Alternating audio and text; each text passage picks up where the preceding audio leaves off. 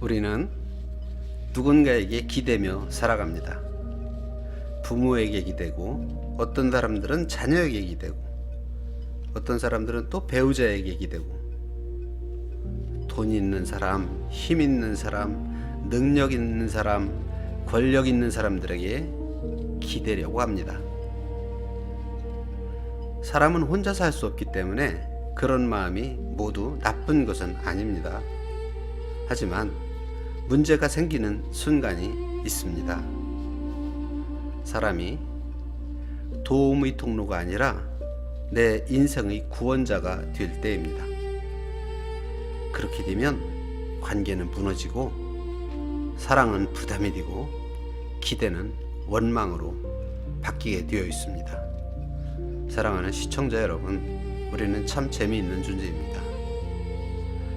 여러분이 힘들어지면 제일 먼저 누구를 찾습니까? 혹시 하나님을 찾습니까? 아니면 어떤 친한 사람을 찾습니까? 질문 하나 더 드리게 보겠습니다.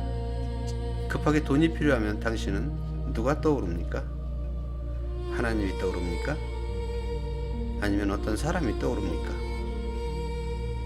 여러분이 만약에 교통사고가 나든지 갑자기 많이 다쳤다면 먼저 무슨 생각을 하실까요? 하나님을 생각하실까요? 119를 생각하실까요? 우리는 보통 기도보다 먼저 전화를 찾습니다. 말씀보다 먼저 카카오톡을 들여다보는 속성을 가지고 있습니다. 그런데요, 전화를 먼저 하는 사람은 상대가 전화를 안 받으면 바로 시험에 들기 참 쉽습니다. 그래서 오늘 전해드릴 하나님의 말씀은 시편 146편 3절입니다. 귀인들을 의지하지 말며 도울 힘이 없는 인생도 의지하지 말지니. 아멘. 여기서 귀인은 힘 있는 사람을 말합니다. 지위가 높은 사람일 수도 있고, 돈이 많은 사람일 수도 있고, 권력이 있는 사람일 수도 있고, 나를 도와줄 것 같은 사람일 수도 있습니다. 그런데 성경은 그들을 미워하라고 하지 않습니다. 무시하라고도 하지 않습니다. 다만 의지하지 말라고 말하고 있습니다. 왜 그럴까요? 사람은 아무리 훌륭해도 한계가 있기 때문입니다. 그리고 사람은 아무리 사랑이 깊다고 해도 지칠 수 있기 때문입니다. 아무리 능력이 있어도 그 사람이 내 영혼의 구원자가 될 수 없기 때문입니다. 사람은 남을 도울 수는 있어도 살릴 수는 없습니다. 사람은 위로할 수는 있어도 영혼의 깊은 상처를 완전히 고칠 수는 없습니다. 사람은 내 곁에 있을 수 있어도 언제나 내 마음 한복판까지 들어올 수는 없습니다. 그렇습니다. 다음은 시편 147편 3절 말씀입니다. 상심한 자들을 고치시며 그들의 상처를 싸매시는도다. 아멘. 사람은 상처를 볼 수 있습니다. 그런데 그런 상처를 보게 되면 누군가에게 배신감을 느끼기도 합니다. 그러나 하나님은 상처를 싸매주시는 분이십니다. 사람은 눈물을 닦아줄 수 있습니다. 그러나 하나님은 눈물의 근원을 만지시는 분이십니다. 여러분, 사람은 여러분을 도울 수 있지만 여러분을 살릴 수는 없습니다. 고치시고 살리시는 분은 하나님이십니다. 이 말씀이 맞으면 아멘으로 화답해 주시기 바랍니다. 사람은 여러분을 도울 수 있지만 여러분을 살릴 수 없습니다. 이 말씀이 맞습니까? 그렇습니다. 아멘입니다. 고치시고 살리시는 분은 하나님이십니다. 그렇습니다. 이것도 역시 아멘입니다. 이번엔 부모님들 말씀을 드려보겠습니다. 여러분이 부모님이라면, 자녀가 있다면 이런 말 해본 적 있으신가요? 내가 너 때문에 살고 있는 거야. 내가 너를 어떻게 키웠는데 네가 내 노후는 책임져야 돼요. 너라도 잘 돼야 내가 산다. 내가 너 때문에 여태까지 버티고 있는 거야. 그렇습니다. 부부싸움을 하고는 애들 때문에 헤어지지 못한다고 말하는 부모들도 많이 있습니다. 이럴 땐 마치 여러분이 예수님보다도 더 훌륭한 것 같습니다. 웃기는 얘기죠. 물론 부모님의 희생은 귀합니다. 자녀를 위해 흘린 눈물과 땀은 하나님도 알고 계십니다. 그렇지만 여러분의 자녀들은 여러분의 소유물이 아닙니다. 부모가 소유주가 아니라는 것입니다. 자녀는 부모님의 노후 보험이 아닙니다. 특히 자녀는 부모가 못다 이룬 꿈을 대신 이루어야 하는 그런 존재도 아닙니다. 자녀는 하나님께서 잠시 맡기신 생명이고 사랑입니다. 그래서 자녀를 사랑해야 합니다. 하지만 자녀에게 내 존재의 의미를 전부 걸면 안 됩니다. 올인해서는 안 된다는 것입니다. 자녀가 공부를 잘해도 기쁘고 무슨 특별한 일을 잘해도 기쁘지만 자녀가 뭔가 잘못해가지고 흔들린다고 우리 부모인 우리 인생 전체가 무너지면 안 됩니다. 여러분, 자녀가 효도를 하면 감사한 일이지만 아들, 딸들이 기대만큼 해주지 않는다고 저주하듯이 막 자꾸 원망해서는 안 됩니다. 여러분이 믿음의 부모라면 진짜 속마음은 이럴 것입니다. 내 자녀는 내 것이 아니라 하나님의 겁니다. 내 아들은 내 게 아닙니다. 내 딸도 내 것이 아닙니다. 하나님 것입니다. 내 노후도 아들, 딸들이 책임지는 것이 아니라 하나님 손에 있습니다. 나는 자녀를 사랑합니다. 그러나 하나님께 소망을 둡니다. 자녀를 붙잡는 부모보다 이렇게 자녀를 하나님께 맡기는 부모가 정말 지혜로운 부모일 것입니다. 하지만 세상에는 자식에게 자신의 인생을 건 사람들이 너무 많습니다. 제가 아는 어떤 어머니가 있었습니다. 그 어머니는 평생을 아들을 위해 살았습니다. 먹을 것도 먹지 않고 입을 것도 입지 않고 아끼면서 열심히 살아왔습니다. 그런데 그렇게 열심히 사는 이유가 오직 내 아들만은 잘되게 해야지 였습니다. 그러다가 시간이 흘러서 아들은 결국 좋은 직장에 들어갔습니다. 그날 어머니는 말했습니다. 아, 이제야 내가 산다. 내가 살아온 보람이 있네. 이렇게 기분이 좋아졌습니다. 그런데 어느 날 아들이 무너졌습니다. 왜냐고요? 직장을 잃고 마음까지 무너져 버렸습니다. 그때 어머니가 눈물을 흘리며 말했습니다.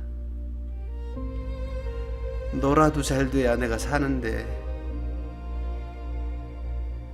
흐느끼며 이렇게 말했습니다. 이제 나는 어떻게 살아야 하나? 나 어떻게 살아야 하니? 그 말을 들은 아들은 고개도 들지 못했습니다. 자신의 인생이 아니라 엄마의 인생까지 짊어진 것 같았기 때문입니다. 사랑하는 여러분, 자녀는 여러분의 구원자가 아닙니다. 아들과 딸이 내 구원자가 될 수 없습니다. 받아들이십니까? 자녀가 여러분의 구원자가 아니라는 것을 받아들이십니까?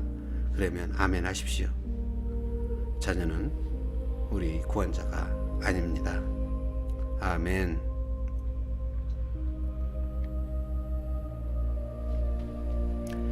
이번엔 아들, 딸 얘기를 좀 해보겠습니다.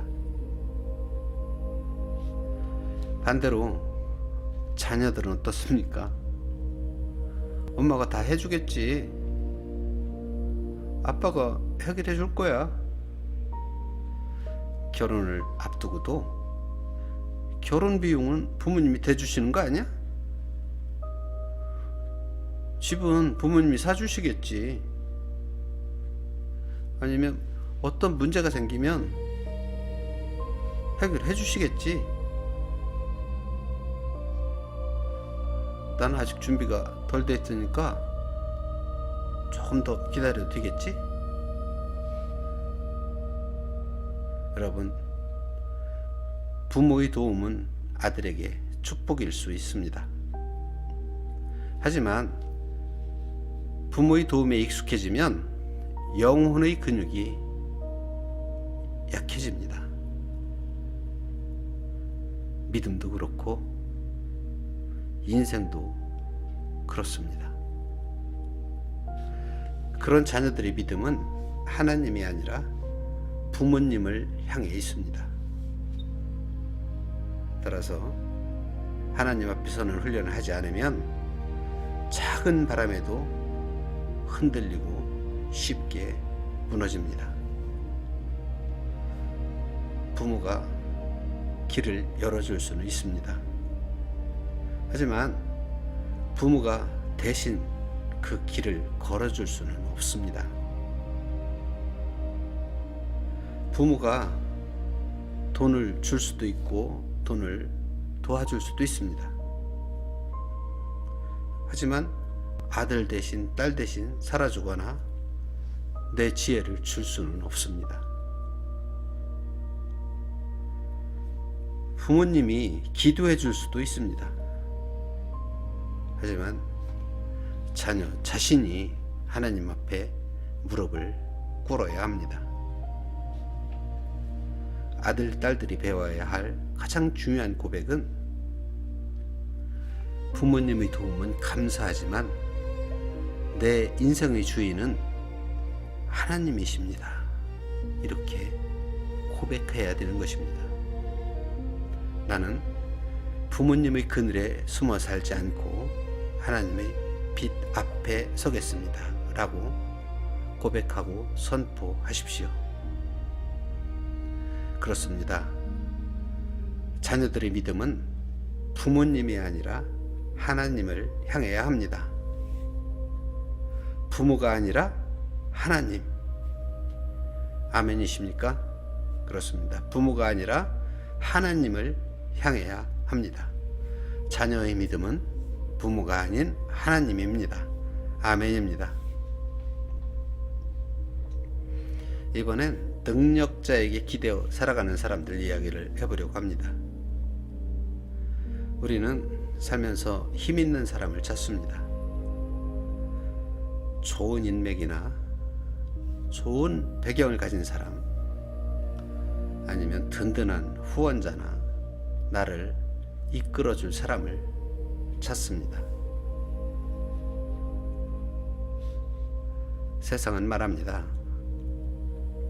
누구냐를 아느냐가 중요하다. 인생은 줄이야. 줄을 잘 서야 돼. 힘 있는 사람 옆에 있어야 안전한 거야. 이렇게 말하고 있습니다. 그러나 성경은 귀인들을 의지하지 말라고 합니다. 왜냐하면 사람의 힘은 오래 가지 않기 때문입니다. 오늘의 권력자가 내일은 힘을 잃을 수 있습니다. 오늘 나를 도와준 사람이 내일은 등을 돌릴 수도 있습니다. 오늘 든든한 배경이 내일은 짐이 될 수 있습니다. 여러분이 능력자를 존중할 수는 있습니다. 그들에게 감사할 수도 있습니다. 뿐만 아니라 그들과 협력할 수도 있습니다.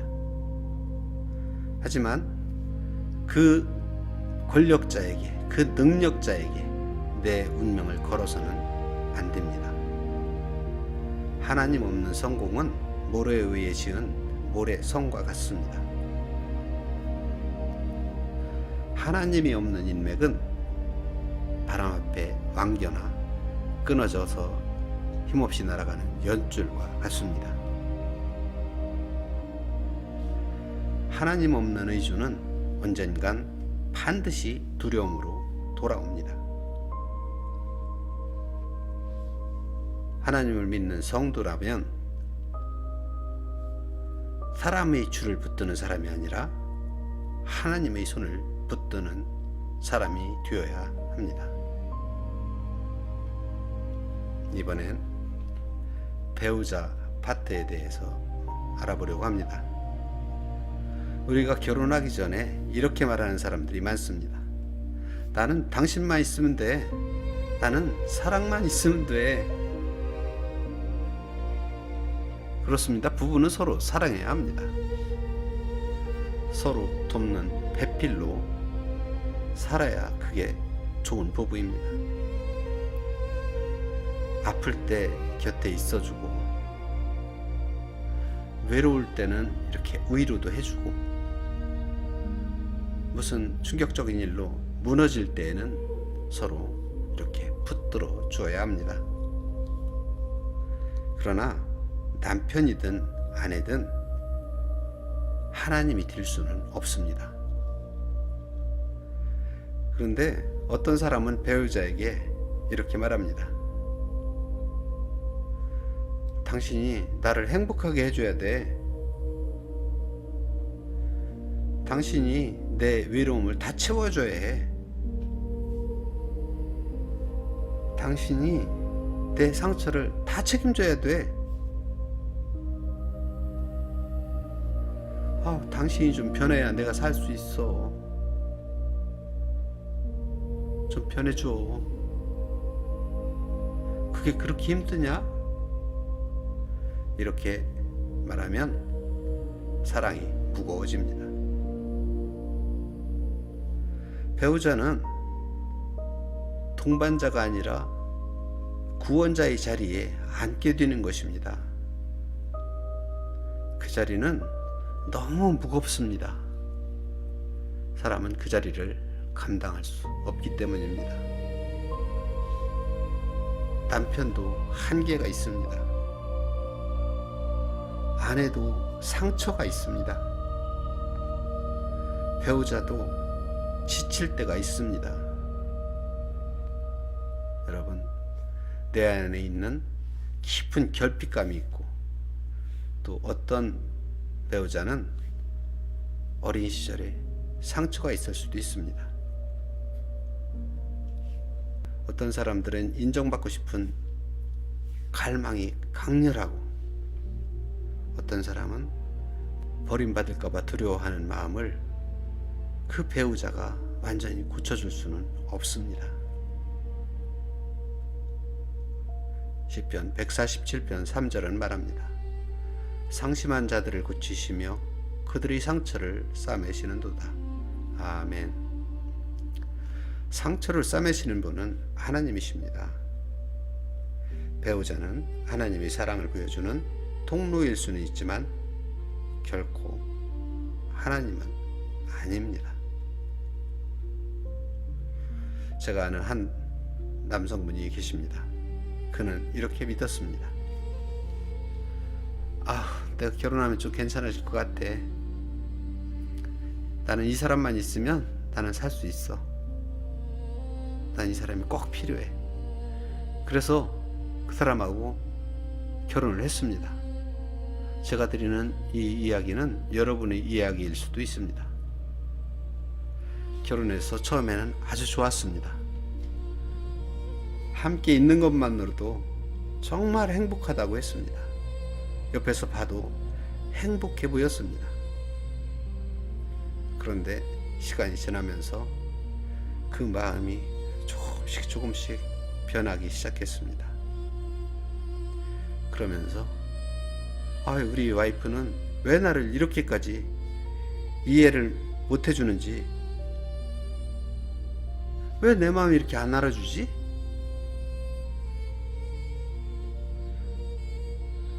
기대는 커졌고 그 기대는 채워지지 않았습니다. 그리고 어느 순간 그렇게 사랑했던 그 사랑이 짐이 되어버렸습니다. 근데 그분이 한숨을 크게 내쉬면서 깨달았습니다. 내가 아내를 사랑하는 게 아니라 아내에게 기대고 있었던 것 같아. 반대로 여러분이 아내라면 남편에게 기대고 있다는 것을 깨닫게 되었을 것입니다. 사람은 사랑할 수는 있지만 여러분을 구원할 수는 없습니다. 사랑이 짐이 되어버렸으니까요. 사람은 하나님이 아닙니다. 사람은 한계가 분명히 있습니다. 당신의 아내는 하나님이 아닙니다. 당신의 남편은 하나님이 아닙니다. 아멘이십니까? 아멘입니다. 이제 방향을 바꿔야 합니다. 함께 고백합니다. 사람에게서 하나님께로 방향을 바꿔야 합니다. 따라 하시겠습니다. 사람에게서 하나님께로, 따라 하십시오. 사람에게서 하나님께로, 사람에게서 하나님께로 방향을 바꿔야 합니다. 사람에게서 하나님께로, 따라 하십시오. 방향을 바꿔야 합니다. 이번에는 사람에게 기대면 왜 무너지는가 알아보겠습니다. 첫 번째로는 사람은 변합니다. 마음도 변하고 상황도 변하고 건강이나 능력 또한 변하게 되어 있습니다. 두 번째로는요, 모든 사람은 다 한계가 있습니다. 그렇기 때문에 내 문제를 다 이해하지 못합니다. 뿐만 아니라 내 마음을 다 감당해 줄 수 없습니다. 세 번째로는 사람에게 지나친 기대는 결국 원망을 낳습니다. 왜냐하면 기대가 크면 실망도 커지는 법입니다. 그런데 그 실망이 쌓이면 지금까지 사랑했던 그 사람을 미워하게 됩니다. 그래서 우리는 그런 때 배신감을 느끼게 됩니다. 네 번째는 사람에 대한 의존은 하나님에 대한 의존을 약하게 만듭니다. 따라서 우리가 어떤 일이 있을 때마다 기도하기보다 상대에게 먼저 전화를 하게 되어 있습니다. 우리가 하나님의 말씀을 붙들기보다는 사람들의 반응을 먼저 살펴봅니다. 뿐만 아니라 하나님의 뜻보다 사람의 눈치를 보게 되어 있습니다.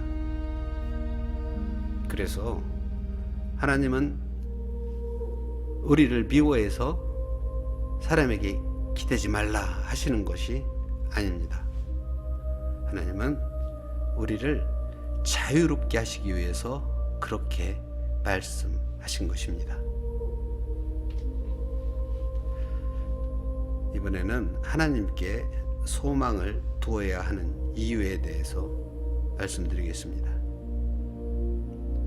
우리 사람들은 이렇게 변할 수밖에 없는데 하나님은 변하지 않으십니다. 뿐만 아니라 지치지도 않으십니다. 하나님은 우리 곁을 떠나지 않으십니다. 뿐만 아니라 내가 아픈 속마음을 몰라주는 사람들보다 하나님은 우리 깊은 상처를 다 알고 계십니다. 그래서 그것을 싸매 주십니다. 특히 사람들은 내 겉모습을 봅니다. 그렇지만 하나님은 내 중심을 보시는 분입니다. 사람들은 내 말을 듣지만 하나님은 내가 말하지 못하는 탄식까지도 들으시는 분이십니다. 사람들은 내가 올 때 내 곁에 있을 수 있습니다. 그리고 함께 울어줄 수도 있습니다. 그러나 하나님은 내가 왜 우는지를 알고 계십니다. 그러다 보니까 우리는 사람을 끊어내는 것이 아니라 사람을 제자리로 돌려 놓아야 합니다. 이게 무슨 얘기냐면 아들은 아들의 자리로, 딸은 딸의 자리로, 부모님은 부모님의 자리로 옮겨 놓아야 합니다. 아내는 아내의 자리로, 남편은 남편의 자리로, 친구는 친구 자리로, 능력자는 능력자의 자리로 이렇게 돌려 놓아야 합니다. 그리고 하나님만 하나님 자리에 모셔야 합니다. 왜냐고요? 옛날에 어떤 병원에 병실이 있었습니다. 한 사람이 인생의 마지막 순간을 맞이하고 있었습니다. 그의 곁에서 자녀들도 있었습니다. 그는 그들을 바라보면서 말했습니다. 고맙다. 정말 고맙다. 그리고 아주 조용히 말했습니다. 그런데 이젠 너희가 나를 붙들 수 없구나. 그 순간 아무도 그를 붙잡을 수 없었습니다.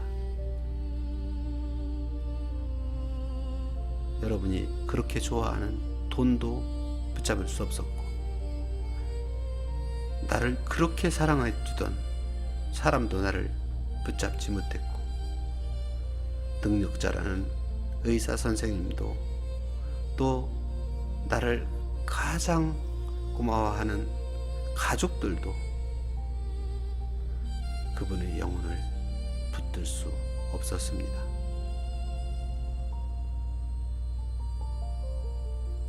그때 그가 마지막으로 했던 말입니다. 하나님, 저를 붙잡아 주십시오. 주님, 저를 붙잡아 주세요.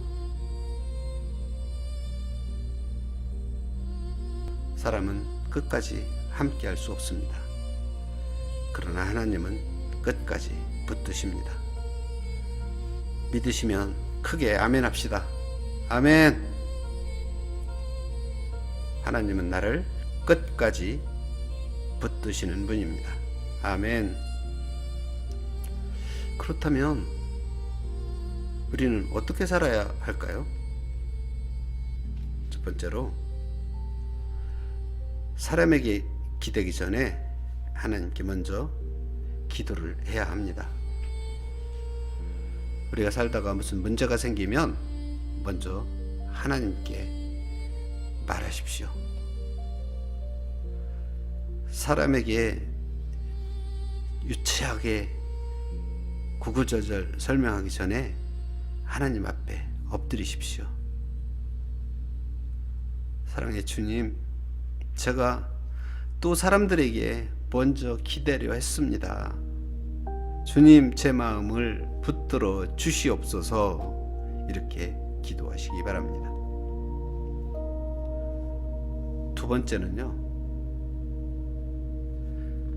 어떤 사람과의 관계의 기대치를 믿음으로 조정해 나가야 합니다. 부모는 자녀에게 모든 것을 요구하지 말아야 합니다. 반대로 자녀는 부모에게 무한 책임을 요구하지 말아야 합니다. 부부들끼리는 서로에게 완전한 구원을 요구하지 말아야 합니다. 사람에게 완벽을 기대하면 그 인간관계는 어떤 관계든지 병이 듭니다. 그래서 하나님께 소망을 두면 관계는 가벼워지게 되어 있습니다. 세 번째로는요, 내가 받은 도움은 감사하지만 그 도움에 집착하지 말아야 합니다. 누군가에게 도움을 받으면 감사하십시오. 하지만 그 사람이 없으면 못 산다고 말해서는 안 됩니다. 우리가 믿음을 가진 하나님의 자녀로 또 성도로서 고백해야 될 것은 이것입니다. 누군가를 통해서 나를 도우신 하나님께 감사합니다. 그러나 나의 근원은 그런 사람이 아니라 하나님이십니다. 이렇게 기도해야 합니다. 내가 받은 도움에 대해서 감사하지도 않는다면 그건 인간이 아니겠죠. 그렇지만 우리 또 집착해서는 안 됩니다. 왜냐하면 나의 근원은 하나님이시기 때문에 그렇습니다. 우리가 또 어떻게 살아야 하냐면, 네 번째로는요, 우리 스스로가 하나님 앞에서 열심히 일어서는 훈련을 해야 합니다. 그러기 위해서 말씀을 읽으십시오. 말씀을 읽는 것이 훈련의 첫걸음입니다. 그리고 기도하십시오. 혼자 있는 시간을 두려워하지 마십시오. 외로움을 사람으로 채우려 하지 마시고 하나님을 만나는 자리로 바꾸어야 합니다. 여러분, 외로워서 고민이신 분들 의외로 많습니다. 외로움은요, 저주가 아닐 수 있습니다. 외로움은 하나님께 깊게 들어가는 문이 될 수 있습니다. 여러분, 외로울 때 기도하십시오. 하나님을 만나십시오. 하나님이 당신을 부르는 그 타이밍이라는 사실을 여러분이 꼭 아시기 바랍니다. 다섯 번째로는요, 의존을 사랑으로 착각하지 말아야 합니다. 당신 없이는 못 살아 라는 말이 아주 낭만적이고 멋있게 들릴 수도 있습니다. 그러나 믿음의 사람은 더 성숙하게 고백해야 합니다. 당신은 내게 소중한 사람입니다. 그러나 내 생명의 근원은 하나님이십니다. 이 고백이 있을 때 사랑은 더 건강해집니다. 붙잡는 사랑이 아니라 축복하는 사랑이 됩니다. 여러분, 붙잡는 사랑은 집착이 될 수 있습니다. 이제 우리는 축복하는 사랑을 해야 합니다. 결론적으로 기대의 방향이 바뀌어야 합니다. 사랑하는 시청자 여러분, 그리고 성도 여러분들, 영적 성장은 기도 소리만 커지는 것이 아닙니다. 눈물을 많이 흘려서 영적으로 성장하는 것도 아닙니다. 영적 성장이라는 것은 내 기대의 방향이 하나님께 바뀌는 것입니다. 사람에게 걸었던 기대를 하나님께로 돌리는 것, 내 아들, 딸에게 걸었던 나의 미래를 하나님께 맡기는 것, 부모님에게 기댔던 그런 삶에서 하나님 앞에 스스로 서는 것, 아내나 남편한테 요구했던 그러한 구원을 하나님께 구하는 것입니다. 그뿐만이 아닙니다. 능력자에게 기대던 불안을 하나님의 손에 내려 놓는 것입니다. 이것이 영적 성장의 출발점입니다. 오늘 하나님께서 우리에게 말씀하십니다. 귀인들을 의지하지 말라. 도울 힘이 없는 인생도 의지하지 말라. 내가 상심한 너를 고치겠다. 내가 네 상처를 싸매주겠다. 너는 사람에게 얽매이지 말고 내게로 오라. 아멘. 사람은 사랑의 대상입니다. 그러나 하나님은 소망의 대상입니다. 사람은 함께 걷는 동행자입니다. 그러나 하나님은 우리가 걸어야 하는 그 길이십니다. 사람은 위로의 통로입니다. 그러나 하나님은 치유의 근원이십니다. 오늘 우리의 고백이 이렇게 발전되기를 바랍니다. 주님, 이제 사람에게서 인생을 걸지 않겠습니다. 내가 사람을 사랑하긴 하되 하나님께 소망을 두겠습니다. 사람에게 묶이지 않고 나는 이제부턴 하나님 안에서 자유롭게 살아가겠습니다. 자유를 찾겠습니다. 주님, 내 상처를 싸매주시고 내 마음을 고쳐 주시옵소서.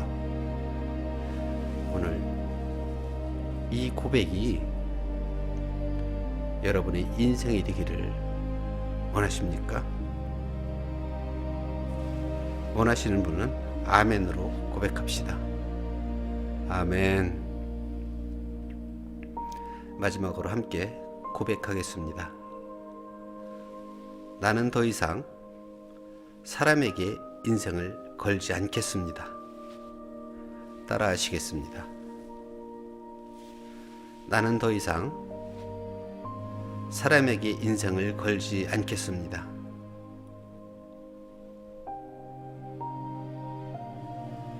나는 더 이상 사람에게 인생을 걸지 않겠습니다.